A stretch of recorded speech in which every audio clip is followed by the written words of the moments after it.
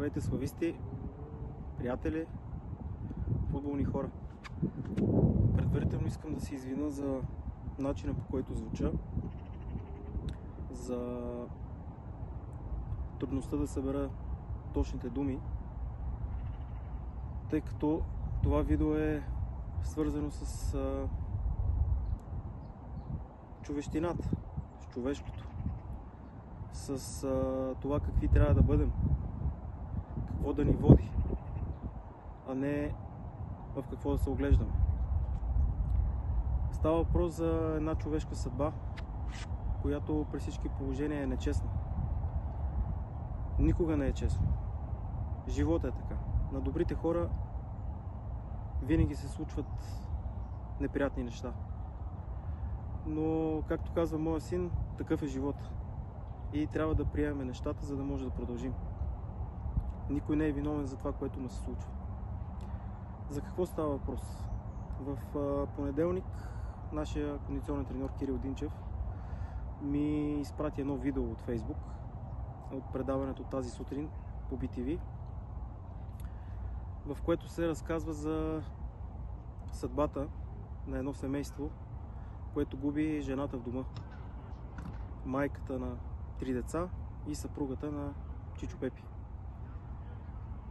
Преди по-малко от месец. Как се стига до това видео? Едно страхотно предаване, едно прекрасно предаване. Бригада Нов дом прави ремонт на целия апартамент, така че всички да се чувстват уютно, да чувстват дома като своя крепост, да чувстват спокойствие и уют. За добро или за лошо, леле Деси си отива от този свят. В това видео детето Пепи е запитано какъв мечтае да стане. Отговор е футболист. Като любимите му състезатели са Кристиано Роналдо, Лионел Меси и споменава Славия, името на нашия клуб.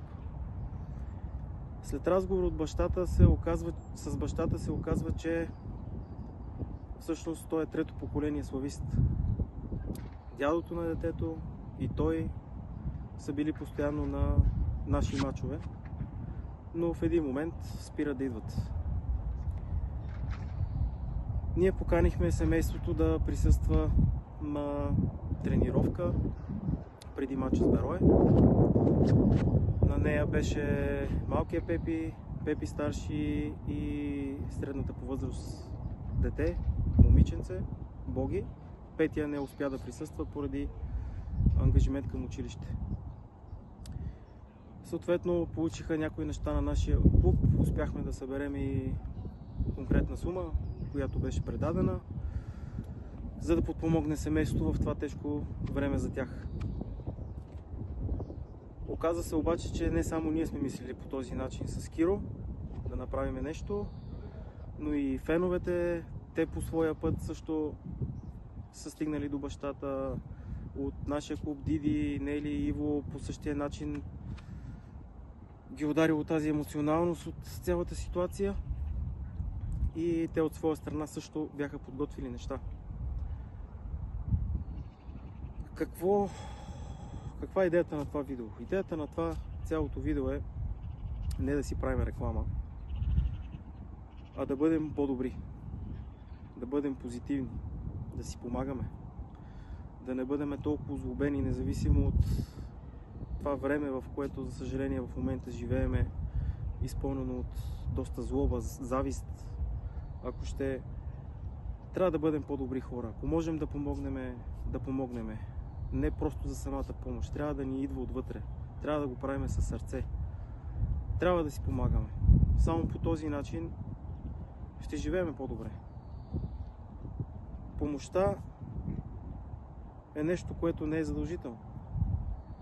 Но това е доброта. Призива е да бъдем по-добри хора. Да бъдем човеци.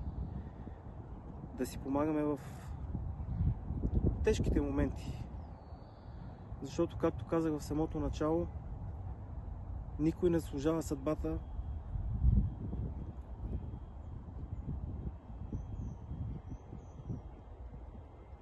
която има. Никой не носи цялостно вина за това нещо, особено за едни деца. Едни деца, които, за съжаление, не успяха да видят повече от майка си, няма да могат да усетят майчината обич по начина, по който аз и други хора са усетили. Това е. Каквото и да кажа повече, би било излишно. Моят призив е точно това. Нека бъдем добри, нека да си помагаме, нека ни води доброто, а не лошото.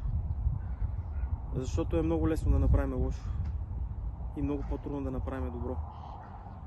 Но делата, които вършиме, са по-важни. Те показват какви хора сме реално. Това видео е за Пепи, за Боги, за Петя, за добротата, за хората, които помагат, за хората, които искат да помагат. И съм сигурен, че има много хора и познавам такива, които помагат, не дават гласност. Хубаво е да се помага, да знаете. Помагайте, бъдете добри, опитайте се да бъдете позитивни, независимо от лошото, което се случва. Независимо от това, което ви се случва. Бъдете позитивни. След всяко зло винаги идва добро. Бъдете здрави. Благодаря ви за подкрепата на нашия отбор, клуб. Благодаря на феновете за това, което правят. Благодаря на всички хора, които мислят доброто. Това е.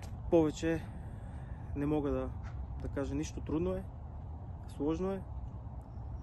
В този момент думите са излишни. Бъдете здрави. Само слави.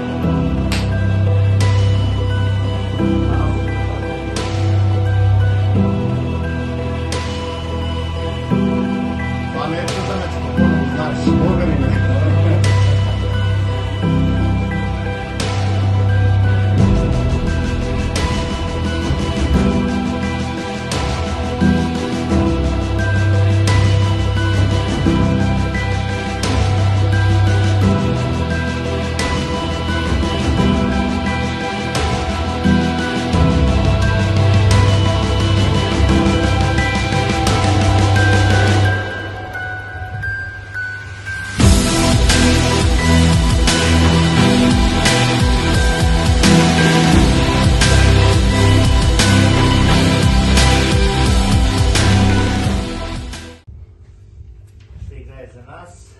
Пепи, нали? Добре ли зах? Така, Пепи. Значи, искам да му помагаме много в тренировката. Днеска ще излиза и с нас на терена. Да ви помогне. Да се подготвиме добре за този мач срещу Герое. И съм убеден, ще го направи на правия начин. Ние тук имаме подарък за теб. Дай ми видя раница. Пратия до клуба тук и това се